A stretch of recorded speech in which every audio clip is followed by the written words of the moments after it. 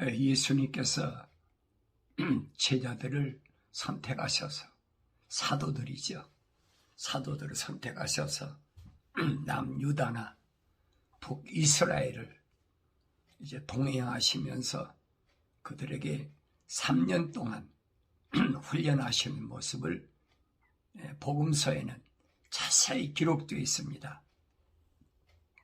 그러니까 내가 어떤 눈으로 복음서를 보느냐, 그게 중요한 거예요. 어떤 눈으로 보느냐. 그래서 마태, 마가, 누가 이 세 복음은 주님의 행적에 대하여 이제 구석구석에 제자들과 함께 다니시면서 행하셨던 일들이 기록되어 있고, 요한복음에 보면은 주님이 어떻게 하나님의 아들로서 전지전능하신 하나님의 아들로서의 사역을 감당하셨고, 그러니까 마태, 마가, 누가복음의 핵심이 요한복음에 전부 기록되어 있습니다. 그래서 요한복음을 올바르게 알지 못하면 마태, 마가, 누가복음을 올바로 깨닫지 못한다. 그렇게 말해도 과언이 아니죠. 요한복음을 중심으로 올바로 알아야 주님에 대해서 올바로 깨닫게 된다. 왜냐하면 마태, 마가, 누가복음은 뭘 말씀하고 있느냐? 인간 예수, 하나님의 아들이 어떻게 여인의 후손으로 이 땅에 오셨는지에 대하여 그렇게 기록하고 있습니다. 요한복음은 뭘 말씀하고 있느냐?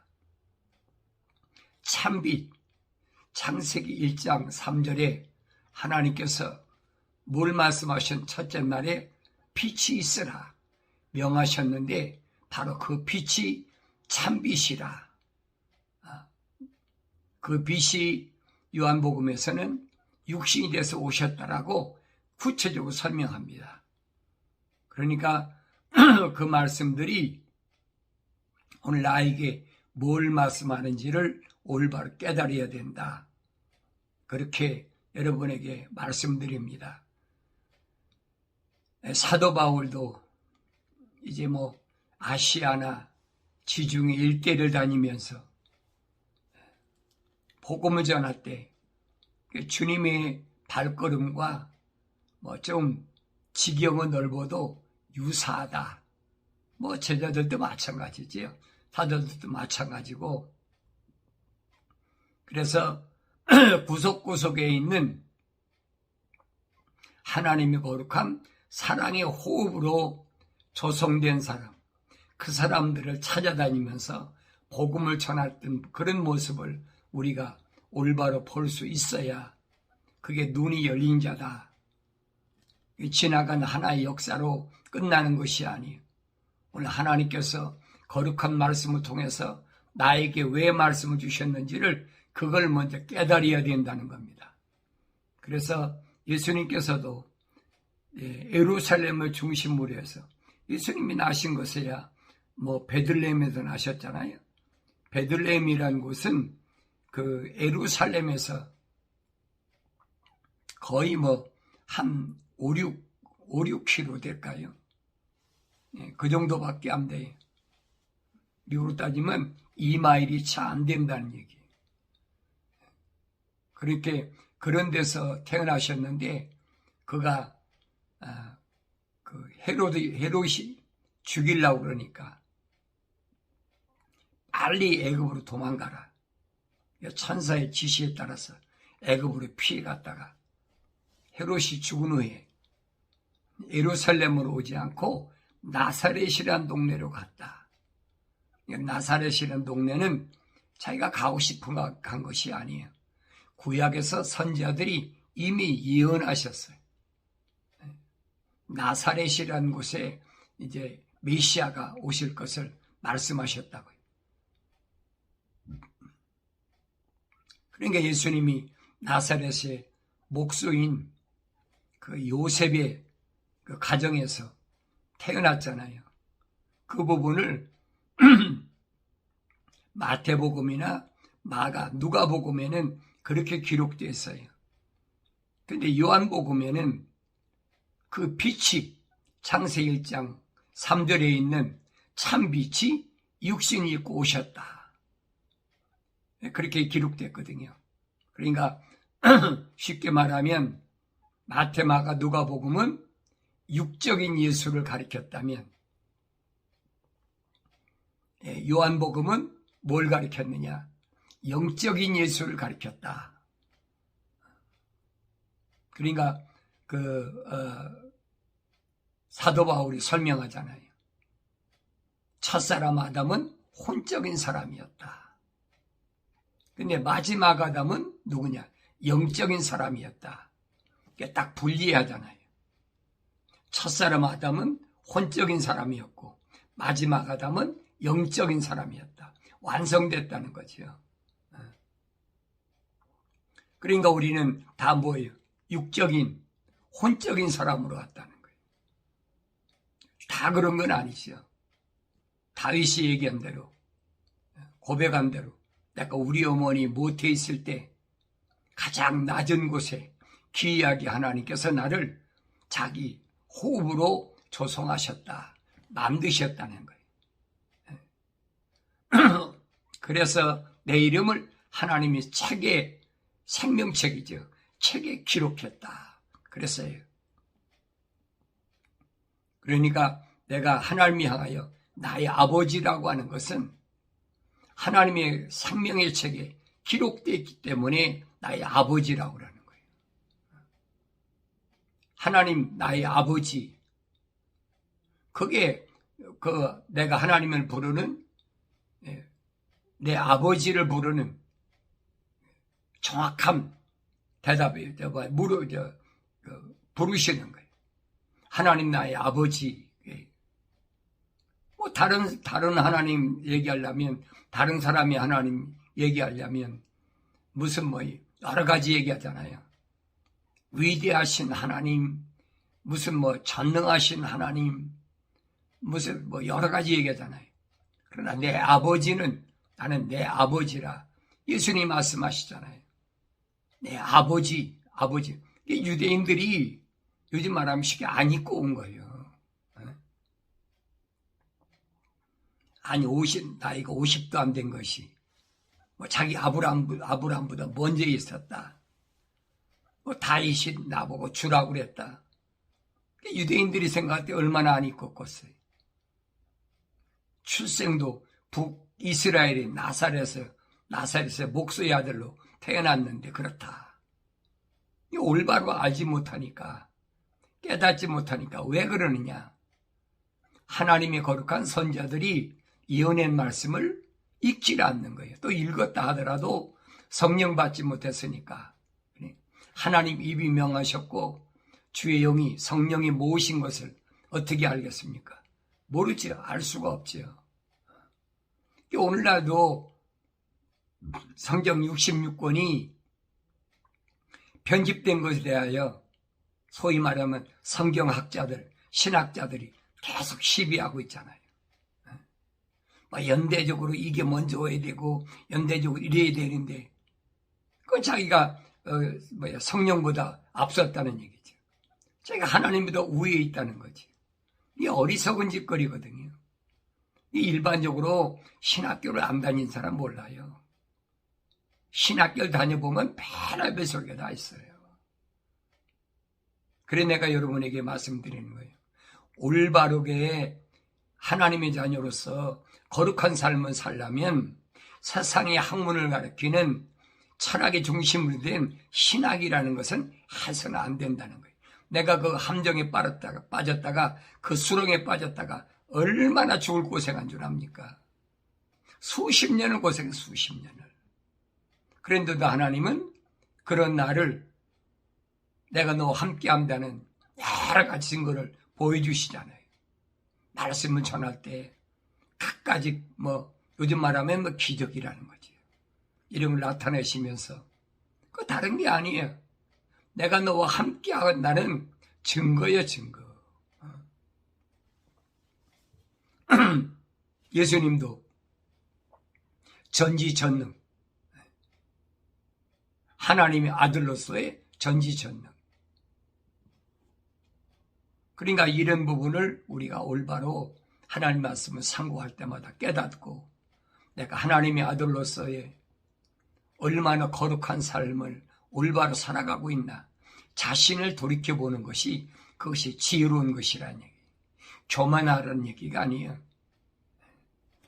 교만이란 말은 무슨 말이냐면 창조주 하나님, 내 아버지 위에 내가 군림하려고 하는 것이 내 아버지의 명령을 거스리고 내 아버지 약속을 믿지 않는 이것이 교만이거든요. 예, 주님이 말씀하시잖아요. 나는 온유하고 겸손하니. 왜? 하나님 말씀 앞에 약속과 명령 앞에는 항상 겸손하고 온유해야 된다. 이 두 가지를 잊지 않는, 그래서 나한테 와서 배우라. 주님이 말씀하신 거예요. 그럼 너희가 자유롭게 되리라. 프리덤이라고 그러죠. 자유롭다. 세상을 살아갈 때 어떤 처지에 있든지 간에 내가 자유로우니까 자유롭게 살려면 나한테 와서 배우라. 다른 것에 온유하고 겸손하는 게 아니에요. 창조주 나의 하나님, 나의 아버지, 그분의 명령 앞에, 그분의 약속 앞에 온유하고 겸손한 삶. 이런 삶을 주님은 3년 동안이나 제자들을 동행하면서 훈련시키잖아요. 뭐 변변한 집이 있습니까? 초석 어디 있습니까? 뭐 집이 있다고 그래도 한 군데 거치할 수가 없으니까. 예루살렘에서부터 여러분 생각해 보세요. 갈릴리까지 거리가 얼마나 먼 줄 아세요? 뭐 거의 거리로 따진다면 아마 뭐 부산에서 뭐 북한의 평양까지 갈 거리나 될라네. 거의 그 정도로 돼요. 남북의 그 거리가. 그런데 그것을 주님 요즘 같은 무슨 뭐 교통이 발달하니까 뭐 차를 타고 다니셨, 그게 아니잖아요. 순전히 걸어 다니신 거예요. 제자들과 함께. 그러니까 얼마나 힘든 여정이었느냐. 그런 과정에서 경건에 훈련시켰다. 성경에 나오잖아요. 배가 고프니까 길 가다가 보리 이삭을 비벼 먹고, 그러면서도 주님은 뭐 하시느냐. 거룩한 자를 위해서 찾아다니시는 거예요. 사도도 똑같아요. 우리는 쉽게 그냥 복음 전한다, 뭐 선교했다. 선교란 말은 여러분 기독교 사용하는 게 아니에요. 복음을 전파하는 거지.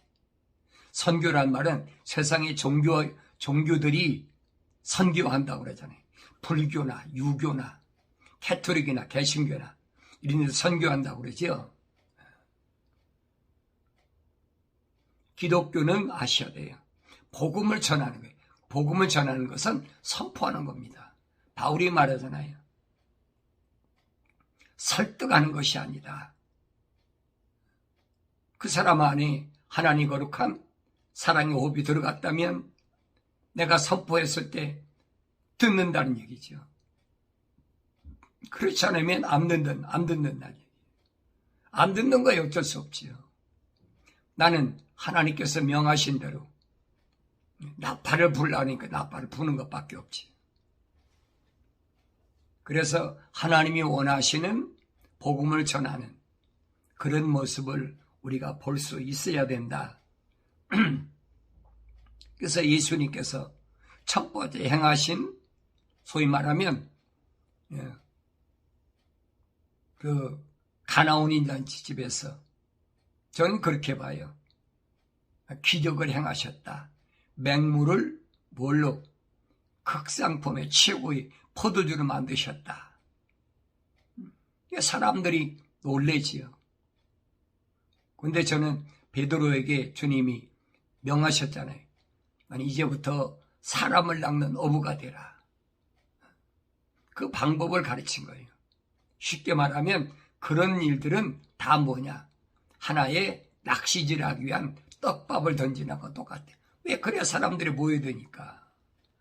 그 중에서 거룩이라는 세상에서는 알 수가 없어요. 거룩이라는 입값을 끼워가지고 낚시를 던졌을 때 그걸 문다는 얘기예요. 아무나 무는 게 아니지요. 그 안에 하나님 거룩한 사랑의 호흡이 들어간 사람만 문다는 얘기예요. 주님이 말씀하시잖아요. 너희가 나를 선택한 것이 아니라 내가 너희를 선택했다. 글쎄요. 주님이 선택한 그게 누굽니까? 교회라고 그러잖아요. 에클레시아. 부르셔서 택한 자. 베드로에게 주님이 말씀하시잖아요. 이런 사람들은 내가 천국의 열쇠를 줄 테니까. 약속이거든요. 천국의 열쇠는 주님이 약속이에요. 천국의 열쇠를 줄 테니까 이 천국의 열쇠를 받은 사람은 뭐 해야 되느냐? 세상과 묶이지 말라. 세상과 묶여서 안 된다는 얘기예요. 세상의 구렁에 빠지지 말라는 얘기예요. 사탄 마귀가 쳐는 세거물에 걸리지 말라는 얘기예요. 이 눈이 떠 있어야 사탄 마귀가 쳐는 그물에 걸리지 않지요. 또 그가 파는 함정에 빠지지 않는다는 얘기예요. 거기에 한번 빠져버리면 얼마나 힘든지. 거기 빠졌던 사람이 내가 장본인이에요. 왜? 세상의 학문을 배워가지고 뭔가 해보겠다는 거예요. 그게 하나님의 일이라고. 그러니까 속아 넘어갔으니까. 20대 때 내가 압니까? 모르지요. 그게 속아 넘어간 거예요. 그런데 하나님은 버리지 않으시고 수십 년 동안의 여러 가지 시련을 통해서 하나님 나를 깨닫게 하시고 알게 하시고 세상에 있는 모든 잡다한 것들을 다 버리게 세상의 학문들을 사도 바울이 말하잖아요. 배설물 여긴다. 배설물을 끼고 도는 사람이 어디 있어요? 과감하게 버려버리는 거지. 그러고 나니까 그때부터 정신이 나는 거예요. 이게 아니었구나. 그런데 그런 가운데서도 하나님은 나와 함께 하셨다. 말씀을 전할 때마다 하나님이 나와 함께 하신다는 증거가 계속 보여주시는 거예요. 그때는 나는 우쭐해가지고 이게 뭐지? 주님은 분명히 살리는 것은 영이니 육은 전혀 무익하니라 말씀하셨는데 왜 이런 일이 일어날까? 깨닫지 못했어요. 그런데 내가 철이 되니까 성장하니까 깨닫게 되는 거죠. 그래 여러분에게 말씀드리는 거예요. 그런 일들은 병도 낫고 뭣도 하고 뭣도 하는 것은 그건 당연한 거예요. 그 기적이 아니에요, 여러분. 그런 걸 통해서 모으는 거죠. 사람들을 모으는 거예요. 모아가지고 그 중에서 거룩한 하나님의 사랑의 호흡으로 조성된 자를 낚는 거예요. 선택하는 거예요. 아무나 듣나요? 주님 말씀하시잖아요. 아무나 듣는 게 아니다. 하나님께로부터 나온 사람은 그렇지. 딱 주님 지적하셨어요. 하나님께로부터 나온 사람은 하나님의 말씀들을 듣느니라. 정확하게 정의 내리셨잖아요. 그런데 유대인을 향해서는 주님을 따라다니는 사람, 사두개인이나 바리새인이나 이런 사람 향해서는 뭐라고 말씀합니까? 너희는 하나님께로부터 나오지 않았기 때문에 하나님 말씀을 듣지 않느니라. 듣지 않는 거나 깨닫지 못하는 거나 똑같잖아요. 성경을 아무리 읽으면 뭐 할 겁니까? 10번, 20번, 100번 읽으면 뭐 할 겁니까? 깨닫지 못하는 건 마찬가지예요, 여러분. 그래서 우리는 먼저 하나님의 말씀을 읽을 때마다 책망을 들을 때마다 하나님 감사합니다. 왜? 약속하셨으니까. 내가 사랑하는 자를 책망한다는 거예요. 책망을 들을 때마다 내가 하나님의 사랑에서 지금 벗어나지 않았구나. 내가 하나님의 사랑 안에 있구나. 내 아버지의 사랑의 안에 있구나 하는 걸 내가 깨달아야지. 내 책망을 듣기 싫어하는 사람은 할 수가 없는 거예요. 아무나 책망하시는 게 아니라는 거예요. 반드시 하나님의 사랑에 거룩한 사랑의 호흡으로 조성된 사람만 책망하신다. 그래서 첫사람 아담을 하나님 동산에 있을 때 책망하시잖아요. 책망을 들었을 때가 기회예요. 돌이킬 수 있는 기회예요. 그 돌이킬 수 있는 기회를 잃어버렸잖아요. 뭘로? 변명과 핑계를 대잖아요. 하나님 당신이 지어준 그 여자가 나로 하여금 선과 악의 지식의 나무에서 나는 걸 주어서 내가 먹었습니다. 하나님 언제 먹으라고 그랬어요? 먹지 말라고 그랬지. 너는 하나님의 동산을 관리하고 지키고 관리하라고 그랬지. 먹지 말라는 것을 먹고 나서는 핑계대잖아요. 언제나 하나님이 하와를 만들어다 주니까 뭐라고 그럽니까? 이는 내 뼈 중에 뼈, 살 중에 살이라. 하나님 그 전에 뭐라고 말씀합니까? 하와가 만들어지기 전에 하나님 뭐라고 말씀하십니까? 너는 동산에 있는 모든 나무에 나는 것은 내가 마음대로 먹을 수 있다. 그러나 선과 악의 지식의 나무에서 나는 것을 먹지 말라. 왜? 먹으면 반드시 죽으리라. 하나님의 약속을 어떻게 바꿉니까? 누가 바꿀 거예요? 피조물이 어떻게 바꿀 겁니까? 안 되는 거예요, 여러분. 그러니까 뱀이 하와를 속일 때 뭐라고 그럽니까? 선과 악의 지식에 남은 거 먹지 말라고 하셨다. 먹지도 말고 만지도 말라 하셔. 우리한테 말씀하셨다. 하와가 거짓말하잖아요. 왜? 뱀이 와서 하와한테 뭐라고 합니까? 참으로 하나님이 너희더라 그래요. 언제 너희? 하와는 뭐 세상에 태어나지도 않은 너희입니까? 거기에 넘어간 거예요. 그러니까 하와가 뭐라고 합니까? 하나님께서 말씀하실 우리가 아담과 하와를 같이 복수로 우리에게 그랬어요. 나무에 나는 걸 먹지도 말고 쳐다보지도 말고 만지지도 말라. 이게 거짓말하는 거예요. 어렴풋이 아마 그랬을 것이다. 그러니까 그걸 노린 거지요. 뱀이 얼마나 간교한데. 루시퍼가 얼마나 간교해요.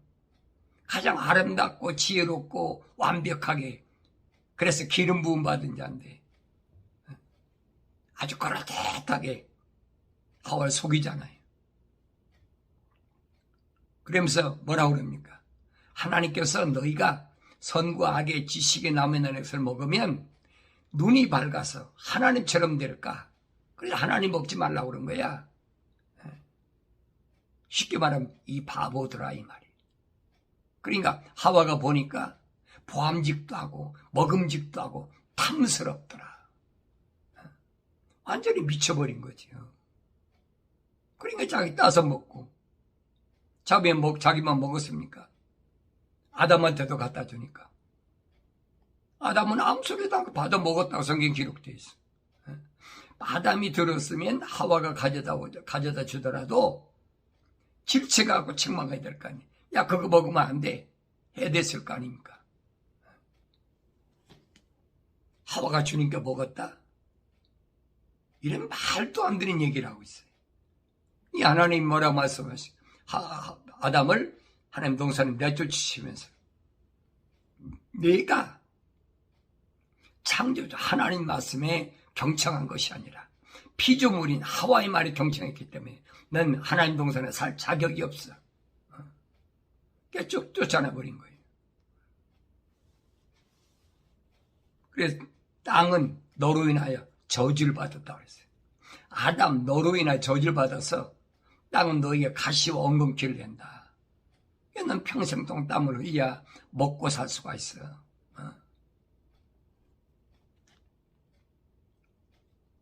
그러니까 아담은 땅으로 내려와서 엄청난 시련 속에 살아야 된다는 얘기예요. 그런데 보세요. 하나님의 자녀들은 요한계시록 가면 그랬잖아요. 너는 왜 땀을 흘려야 돼? 악한 자를 용납지 말아야 돼. 악한 자가 누구예요? 루시퍼잖아요. 하나님처럼 되어보겠다는. 그래서 하나님의 약속을 믿지 못하고 하나님 명령을 거절하게 하는 이 악한 자거든요. 이런 악한 자들, 하나님 거룩한 사랑의 호흡이 들어가지 않은 자, 성령으로 완전하게 되지 못한 자, 이런 자들을 용납하지 말아야 된다는 거예요. 그게 누구든, 내 남편이든 아내든 자녀든 부모든 형제든 이웃이든 선생이든 누구든 용납지 말아요. 받아들이지 말라는 얘기예요. 그러니까 고립될 수밖에 없지요. 주님 말씀하시잖아요. 누가 내 형제고 내 자매고 내 모친이냐? 하늘에 계신 내 아버지의 뜻대로 하는 자가 내 형제요 자매요 모친이라. 올바로 깨달을 수가 있어야 되죠. 성경은 빠진 것이 없어요. 거룩한 하나님의 뜻이 무엇인가를 알면 나의 삶이 거룩한가 아닌가. 세상에서 뭘 먹고 입고 마시고 그게 중요한 것이 아니에요. 내가 이 땅에 왜 존재하나? 자기의 정체성을 알아야지. 내가 누군가? 내가 하나님이 향하여 아버지라고 부른다고 내 아버지가 되는 것이 아니에요. 세상의 육신도 그랬잖아요. 내 아버지와 나는 혈통적이 뭐가 있어야 내가 내 아버지 아들이 되는 거지. 내 아버지 호족에 내 이름이 올라가 있어야 내 아버지 아들이 되는 거지. 이 육신 안에 있는 나도 마찬가지라 이 말이에요.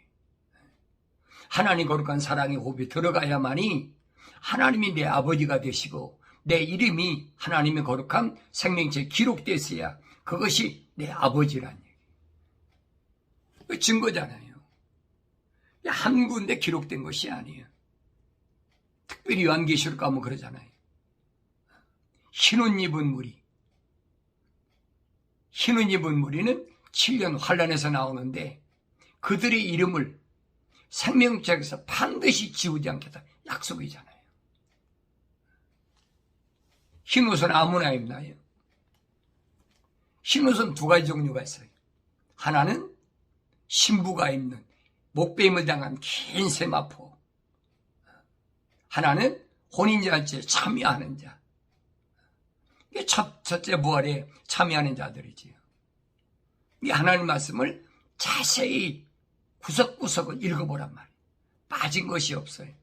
올바로 알아야 내가 이 시대에 어떻게 살아갈 것인가. 어느 시대에 내가 세상에 태어났든 그게 상관이 없어.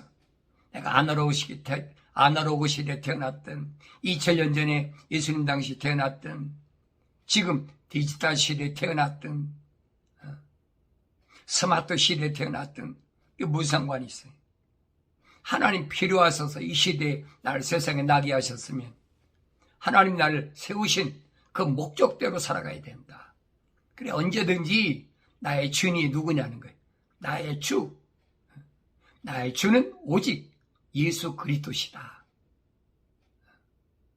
사도 베드로 고백한 것처럼 나의 주인은 그리스도, 예수 그리스도 곧 살아계신 하나님의 아들이심을 고백함으로 날마다 환경에서 승리하여 기쁨이 충만한 그런 삶을 살아가길 바랍니다.